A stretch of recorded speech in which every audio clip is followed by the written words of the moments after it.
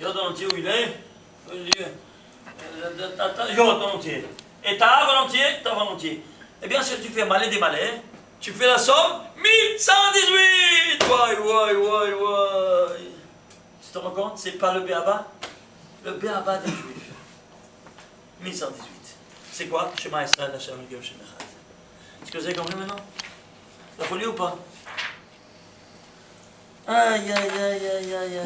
Alors dans ces conditions-là, tu vas comprendre maintenant un tas de choses. Quoi donc? Tu vas comprendre ici que ce visa-là, que tu dis Shema Israël Hashem Elokeinu Hashem Echad, tu dois lui dire à 2 reprises. Shoberav Kumecha.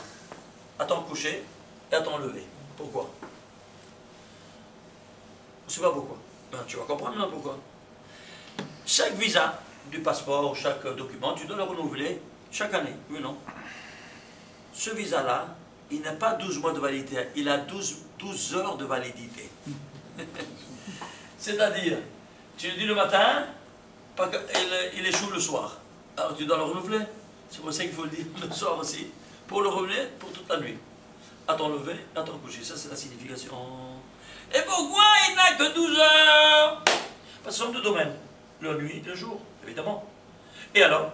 Eh bien, 2 domaines. Miséricorde, c'est le jour. La nuit, la rigueur. Et c'est pour ça que toi, tu seras doté de 2 yeux. Pourquoi 2 yeux?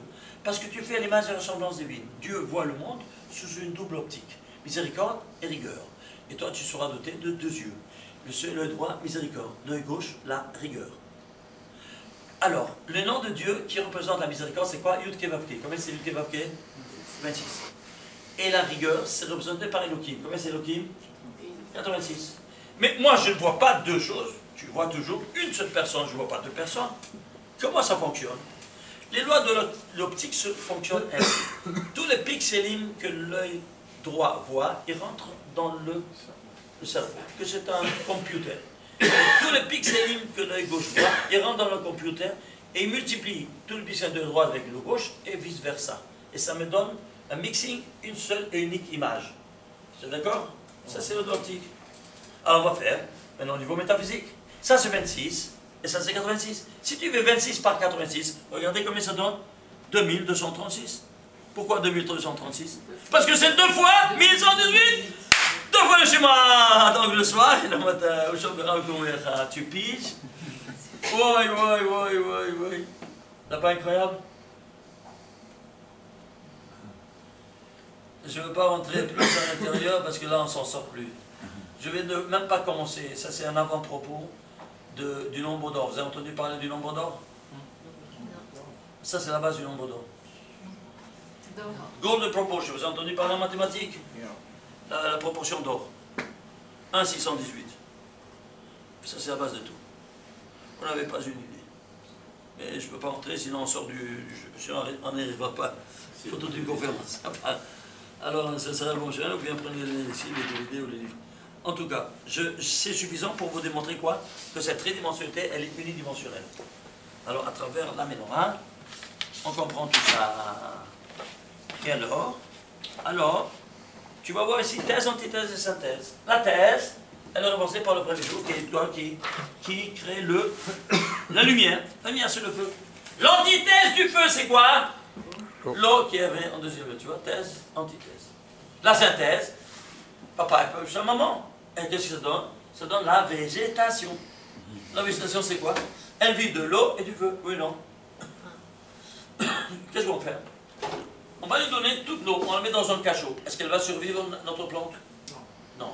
Tu vas lui donner toute la lumière, sans eau, elle va crever. Alors, tu sais ce qu'on va faire? On va lui donner la lumière, oui, mais au lieu de lui donner de l'eau, on va lui donner le meilleur mets de la semaine, la dafina. Est-ce qu'elle va survivre? Non, et pourquoi? Parce qu'elle a été créée par l'eau et le point final. Et ça, c'est la synthèse. Alors, cette première tridimensionnalité trouvera son perfectionnement. Deuxième stade, ce qu'on appelle dérivée première, dérivée deuxième en mathématiques. C'est clair? Alors, dans ces conditions-là, tu vois qu'il y a ici un épanouissement à plusieurs stades, c'est-à-dire un perfectionnement de la création universelle. Bon, et où sont les fêtes? Dieu a dit, à chaque jour, Vayar Elohim Kito, à chaque création, Vayar Kito, chaque création a dit que c'est Tov. Alors pour chaque Tov, il fera un Yom Tov. Alors le Yom Tov, on va prendre comme la première Yom Tov, c'est quoi? Rosh Hashanah. Le deuxième, Yom Kippour. Le troisième, Sukkot. Alors 1 du mois, 10 du mois, 15 du mois. Tu arrives au 15, stop, c'est terminé toutes les fêtes, tu as dit 15, tu peux continuer pendant 7 jours. Mais après, tu dois maintenant complémentariser ces 3 fêtes en deuxième stade. Quoi? Si c'est ça en automne, l'antithèse c'est le printemps. Et au printemps, alors comment on va faire? Comment on va commencer? Eh bien, on est arrivé jusqu'au 15, c'est la lune naissante jusqu'au zénith.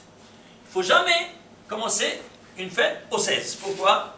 Parce qu'il y a une sentence dans le Talmud qui dit Ma'alim Bakodesh Velom Moredim. Au moment ton sainteté, on ne descend pas. 16, c'est la lune descendante. Alors, on ne commence jamais une fête en phase descendante. Parce qu'il faut toujours en phase ascendante. Si toi, tu veux faire une réussite dans tes affaires, tu veux signer un contrat important, signez-le dans la lune, dans la première quinzaine de lune ascendante. Vous entendez? Alors, vous avez toujours vos affaires qui seront en phase ascendante et pas descendante. Tu piges? C'est clair ou pas? C'est un conseil que je vous donne. Ok? Alors dans ces conditions-là, le 16, je ne peux pas? Oui. Alors comment je vais faire? Eh bien, je dois faire tous ces 3 dans un seul jour, 15, 15, 15. Non, je ne peux pas en un seul jour. Pourquoi? L'homme a le Zibra, on ne mélange pas une fête avec l'autre, comme vous savez, une autre sentence qui nous limite de tous côtés. Comment je vais faire? J'ai 3 fêtes et j'ai un seul jour. Comment je vais faire? Une seule solution est possible. Je prends 3 mois, le 15 de 3 mois successifs, un derrière l'autre. Et je ne les ai pas mélangés, je ne suis pas de sorte de lune. Et c'est quoi? 15, c'est Tetvav, c'est tout. Tout Bishvat, tout Betar, tout Bénissan. Tout Bishvat, Rosh Hashanah des arbres, perfectionnement de Rosh Hashanah des hommes. Purim, perfectionnement de Yom Kippourim, Yom Kippourim, un jour comme Purim. Et 7 jours de Pessah, perfectionnement de 7 jours de Sukkot. Après Pessah, qu'est-ce que tu as? Shavuot, Matan Torah, c'est le centre, c'est le point, c'est le tronc de toute la création universelle. Matan Torah. Ishtabach, c'est bon. Après Shavuot, t'as plus rien. Qu'est-ce que tu as? Où tu as fait tout ça? Tchaber. Sinon, Tchaber. Tchaber, c'est quoi? La destruction du tout. Tout la menorah disparaît. Pas même. Alors, vous comprenez maintenant comment ça fonctionne? Maintenant, la menorah te donne non seulement l'effet de la création, non seulement l'effet juif, mais même la signification des faits juifs. Suivez-moi. La droite, c'est la thèse. L'antithèse, c'est la gauche. Si c'est ici, c'est blanc. Ici, c'est quoi? Si c'est spirituel, qu'est-ce qu'il y a ici? Et si c'est ici matériel, qu'est-ce qu'il y a ici? Très bien. Prenez ce principe, vous allez voir maintenant de comment toutes les fêtes elles sont ici présentes devant vos yeux. Suivez-moi. On va prendre Kippour et Purim, par exemple. Alors si c'est spirituel, c'est matériel? Oui, on va voir. Même Koach Kapara, même force expertise à Kippour, même force expertise à Purim. Seulement ici, tu obtiens à travers quoi? À travers une crainte et un jeûne. Crainte et jeûne. Pourquoi? Parce que c'est comme ça qu'il faut faire l'expression de nos péchés. Avec le jeûne, à sec, si tu veux, tu vas laver, on a dit, l'âme. Oui, tu vas à la landrette. C'est quoi? C'est le lavage au sec. Alors tu seras sec, sans eau, sans rien manger. C'est clair ou pas? Tu dois t'uniformer à ce lavage au sec. Alors, tu vas rentrer, c'est à Kippour, et qu'est-ce que tu vas faire? Tu vas adopter une attitude créative. Pourquoi? Parce qu'il y a 2 livrets qui sont ouverts devant le Créateur, des vivants et des morts. Sache-le qu'en ce jour, on va t'inscrire ou dans l'un ou dans l'autre. Alors tu vas trembler ou pas? Ah, tu as tremblé, tu as peur. Yallah, on ferme les yeux, Yallah, on te donne encore un an de visa. Alors ici, à travers la crainte, l'antithèse de la crainte, comment c'est quoi? C'est la joie à Purim. Tu obtiens, à travers la joie, tu obtiens le même résultat, mais avec une attitude totalement opposée. C'est clair ou pas? Tu t'éclates à Purim. Autre notion. Ici, c'est écrit dans la Torah, c'est écrit vous allez vous mortifier le 9. Regarde. C'est pas le 9 Kippour, c'est le 10. Tishrei. Pourquoi tu dis le 9? Réponds la Gemara. Ce n'est que pour te dire que quand Mishochel Meshoté Badéchi, Malé Alam Gato, Kilométane, Tishivaserie, tous ceux qui jeûnent, qui commencent à manger. Toute la journée du 9, je lui rencontrais tout comme s'il a fait un jeûne 48 heures et pas 24. Si vous avez encore besoin de manger des bambous, des pépins, toute la journée comme ça, c'est comme si tu aurais jeûné 48 heures et pas 24 heures. Alors le tigoun, L'acte réparateur commence ici, à travers le manger et termine par le jeûne. Purim, c'est au contraire. Tu commences par le jeûne d'Esther et tu termines par le manger. Je t'embarque chez mon thèse, antithèse, juste au bras. Ici, l'acte réparateur à Kippour sera fait par un homme. Tu as besoin de seul homme. Qui? Le Kohen Gadol. S'il n'a pas de Kohen Gadol, t'as rien du tout. Alors ici, c'est le Kohen Gadol. Il rentre et demande l'expiation à tout le monde. Très bien. Ici, c'est le protagoniste principal, c'est qui? Un homme. Et ici, l'antithèse de l'homme, qui c'est? La femme. Pas Purim, qui c'est le protagoniste principal de Purim? Une femme. Pour une femme, qu'est-ce qui s'est passé? Thèse, antithèse. Tu piges? C'est pas le féminisme qui est venu au pouvoir, c'est thèse, antithèse.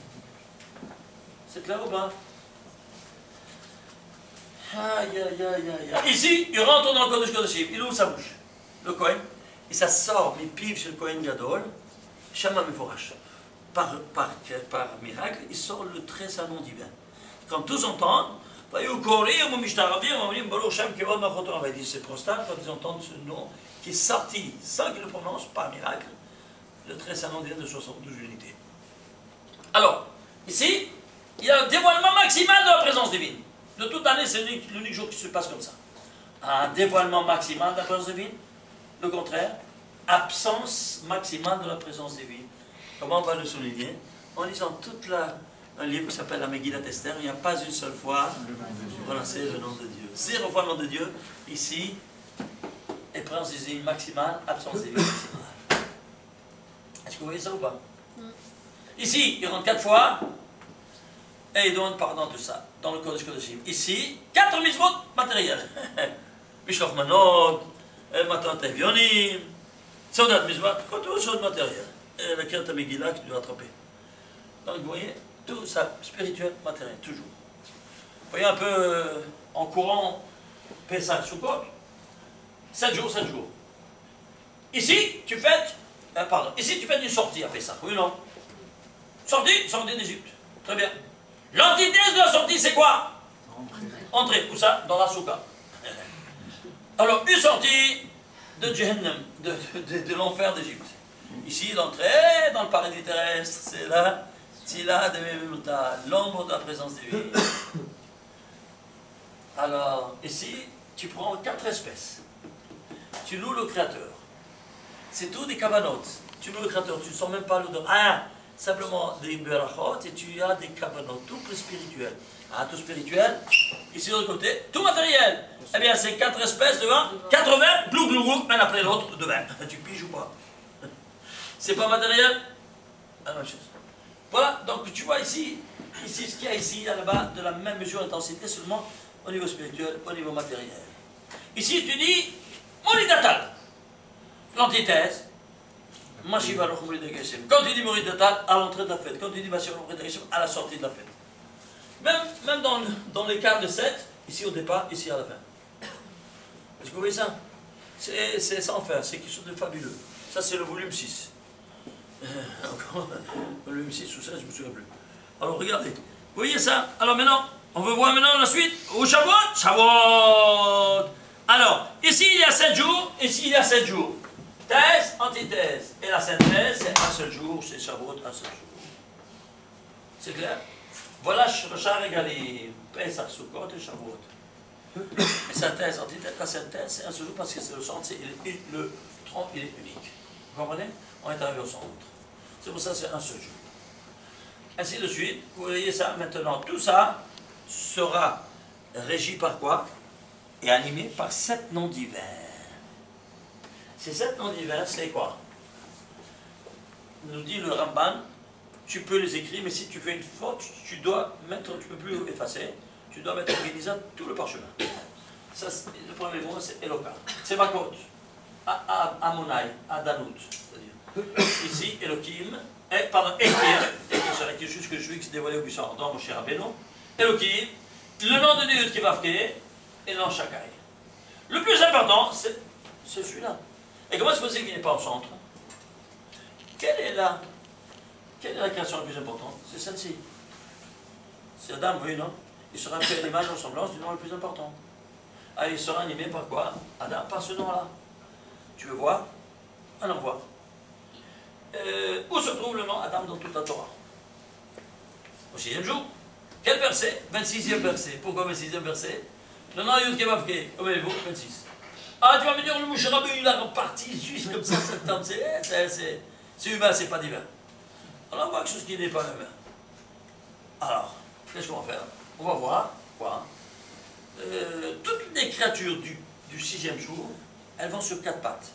Sauf une créature qui ira sur 2 pattes. Qui c'est? Et pourquoi? Quelle différence il y a entre l'homme et la bête? Fondamentale. La parole. La bête, la tête et le corps, c'est le même niveau. Ah, ils seront sur le même niveau. Ils seront sur 4 pattes. Et c'est pour ça que les 4 pattes, pour te dire qu'il y a le même niveau. Il n'y a pas d'esprit chez l'animal. Il n'y a que le nefesh. L'homme, il a un nefesh, on a marqué là. Alors ça ne peut pas sur le même niveau. C'est pour ça qu'il sera en vertical. Et pour cela, il y aura seulement 2 pattes. C'est clair? Pourquoi le kangourou est droit? Le kangourou, il est droit, mais il a ses 2 pattes. Si tu as oublié, tu dois retourner au jardin zoologique pour boire. Et quand tu se mets comme ça pour entrer pour boire, tu comprends? Va voir, tu vas pas dire ton compte.